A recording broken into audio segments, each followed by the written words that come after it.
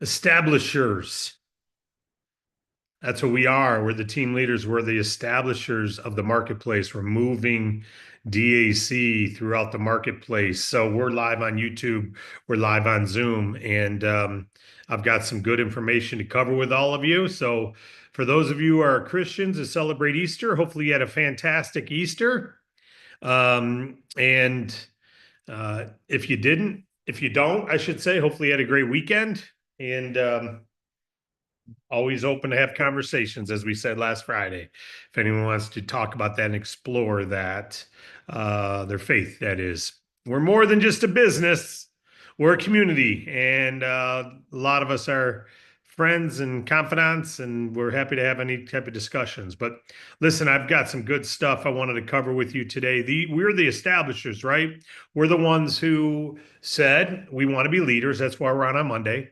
We said we want to go help take DAC, this mission, to the marketplace. And, last week we had challenged all of you as establishers and as leaders to download the updated business opportunity slides and do at least one private Zoom meeting with your team.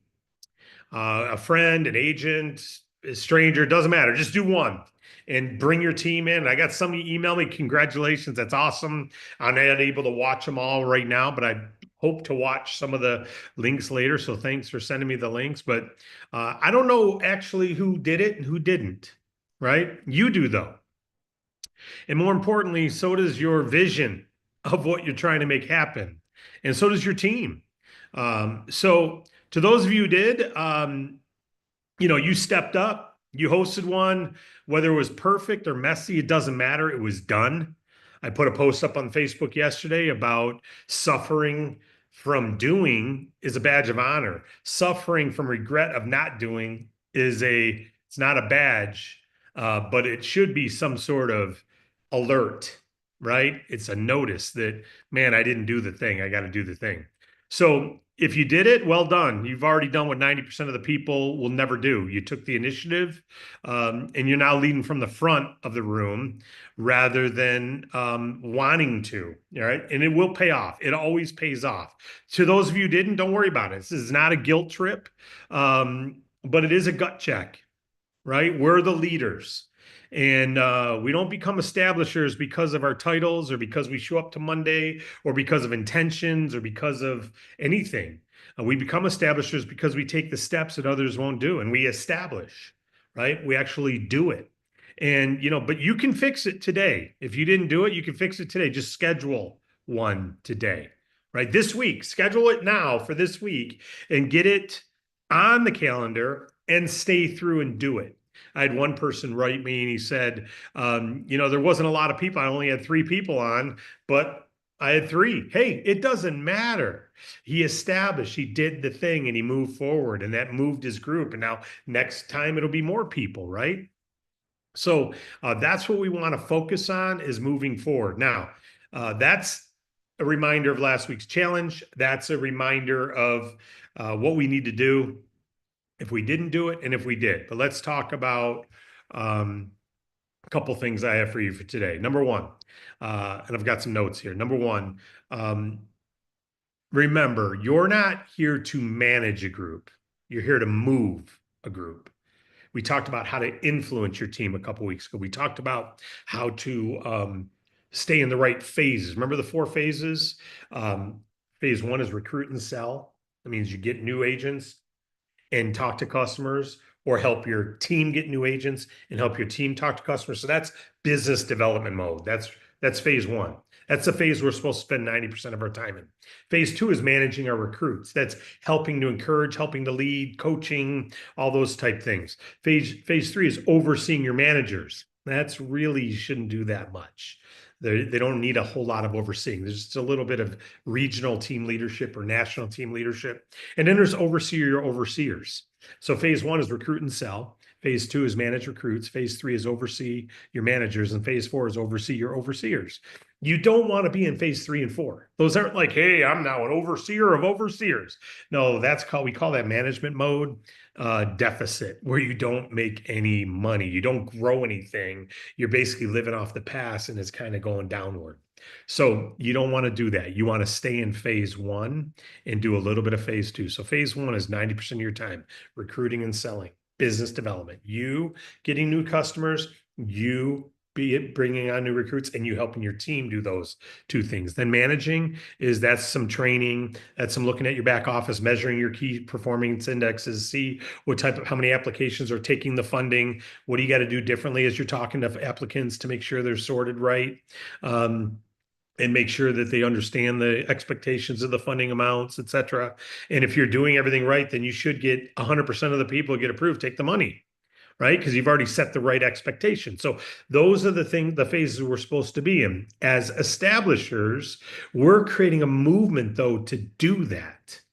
We're not here to manage people, but we are here to lead them and create a movement. So an agent is one thing and establishers is another, right?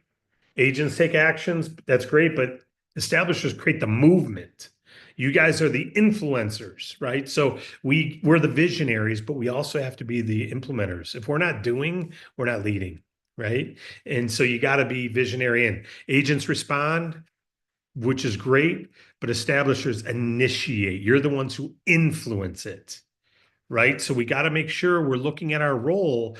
I remember one definition I heard of leadership is the ability to move people without touching them.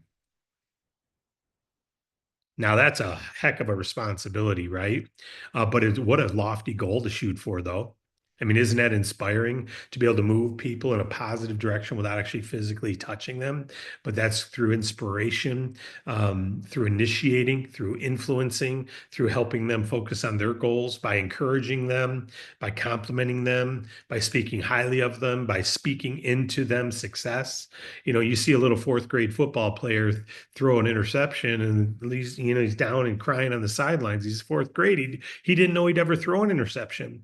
And the coach's job is to speak into them, right? And to speak into the future. You know, it's okay. It's how you learn. What could you do differently? And then they start talking about the touchdown they're going to throw and the completions, and they start speaking positive vision again. You've got to imagine success. If you're not imagining success for your team, they're imagining failure usually. They're usually fearful and they're looking at what's going to go wrong. I'm not going to be ready for this call. I'm not going to be ready for that call. I'm not going to do that presentation well. All those things. The responsible thing you can do is speak positive into them, but keep in mind, it's being active is more important than being great, right? Just getting after it is more important than getting good at it. You'll get good by doing. So you've raised your hand to be a market leader. You're not just a participant. You're on this call for a reason. So I would ask you, as a checkup from the neck up, are you spending 90% of your time in phase one, as we talked about getting customers and recruiting new agents? Did you do the biz op overview? If not, gut check, schedule it, get it done, schedule it. And what percent of your week last week was in phase one? Were you a good example? So here's a question my mentor said to me years ago, my mentor in this industry anyway. He said, if my team did exactly, or if your team did exactly what you did this week, how much growth would your team have had? If my team all got talked to the same amount of business owners this week as I talked to, how many business owners would my team have talked to? If my team had gotten as many customers as I got, how many customers would my team have gotten? If my approaches, if my texting, if everyone in my team would have texted as many business owners as I did, how many business owners would have been texted in my whole team? And so that's a great example of, am I leading by example? Would I have moved the needle? If everyone did what I did, would I move the needle? So as an influencer, you're an influencer. As an influencer, and I don't mean some social influencer trying to get clicks. You know, I'm talking about influencer of B2B marketing. And you influence by being an example. Tell some stories. Okay, so as an influencer and as an establisher, your growth, your team growth doesn't come necessarily just from what you do. It comes from what your team duplicates, but your team duplicates what you do. You see the transitional there? If A equals B and B equals C, then A equals C. The transitional I think that was called the transitional, not transitional. Some of you know the mathematic formula. It's been 11th grade last time I said it. But I don't I remember the theory. But transitive, I think, transitive theory. If A equals B and B equals C, then A equals C. Well, if you influence your team, okay, so if your activity influences your team, then your team's activity is influenced by what you do. So I didn't really use the theory well there. Okay. So I confused myself. But the bottom line is your growth doesn't come just from what you do. It comes from what you duplicate. But what you duplicate comes from what you do because you influence them. So you want to duplicate right behavior by being the example, and they follow that example. So you can't directly make everyone do stuff, but you can influence it, right? So duplicate people. So are you duplicating or are you directing? In other words, are you being an example or are you just telling people to do this stuff? Are you actually talking to clients or are you just telling people to talk to clients? Are you actually recruiting, reaching out? Hey, we're growing. We're looking for more agents. I'm just curious if you might be open to a serious B2B agent opportunity right now. If so, I want you to see a presentation. Are you open to something right now? No. Okay. If you said that multiple times last week, then you're not just directing, you're actually duplicating, you're doing, right? So, did you do any three-way calls last week? Did you do any presentations last week? Because that's part of being a local leader. And are you encouraging or helping your agents see things visualize with confidence? Because it says part of being a local leader on our list is to be an encourager, to help encourage them, right? So if not, no problem. Gut check, right? Not guilt trip, gut check. Right after the Zoom, take the time to message 3 agents, 4 agents, 5 agents, however many, and offer to do a three-way with them. Maybe review their game plan with them. Maybe offer to help make some client calls. So that can help reignite the production in your team. All right.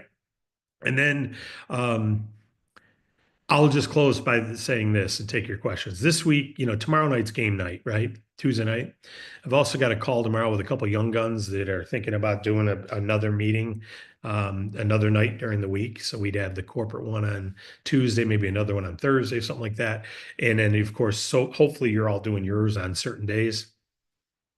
But keep in mind, as establishers, we want to lead by example, producing daily,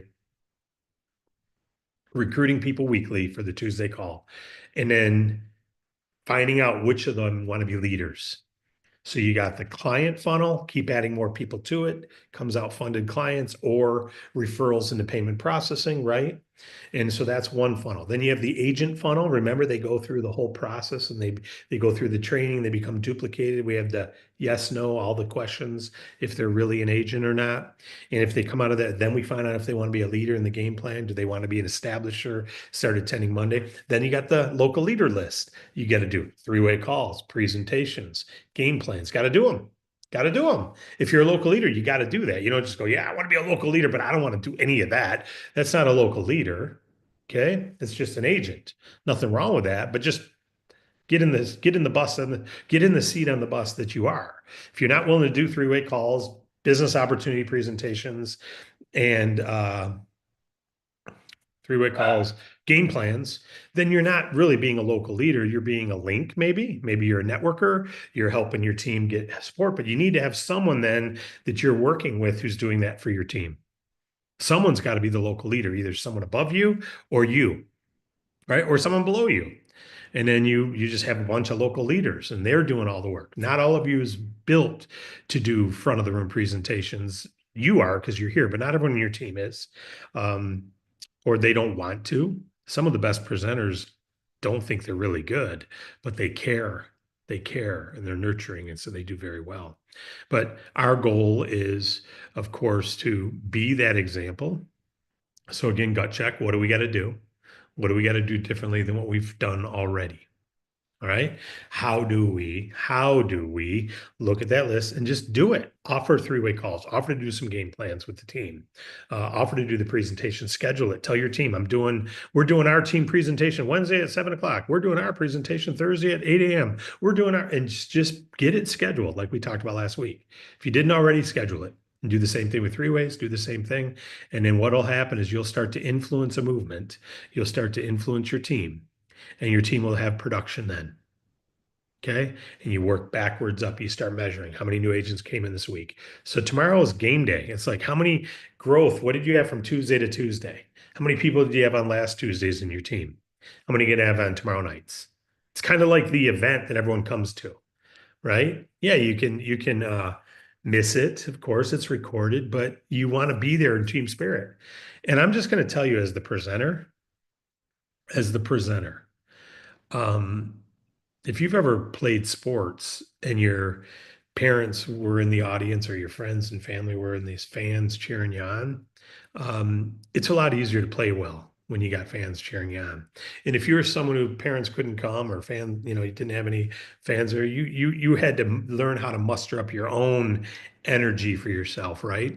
And everyone's different, but I can tell you, if you're ever on an event and you guys are all leaders, let's all be encouragers to the presenters. Not everyone who's doing presentations right now loves doing it or is experienced at it or wants to do it, because we're asking all of you to do them. So if you attend somebody's and they're doing one at 4 o'clock tomorrow, man, get on there and comment with chats. Great job. Go to Facebook and say, hey, I want to congratulate Joe Blow for doing a presentation, did a great job, went through every slide. Give some encouragement. Give some encouragement to everybody. I can tell you, if I do a presentation and I hear compliment, I don't feel good or bad based on the compliments, to be quite frank with you.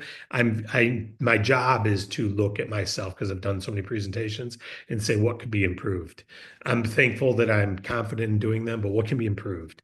And but it's still nice to hear praise that okay, that I wasn't sure whether that slide insert was a good move or not. When someone says, I really like the new slide here, and I really like that. If I hear nothing, I assume you don't like the new slide. Right. So when you see a change to something and you don't comment, that's saying a lot. It didn't move you enough to comment. So do me a favor and do yourself a favor. If someone's watching yours, you'd want the feedback. Give feedback. Give feedback.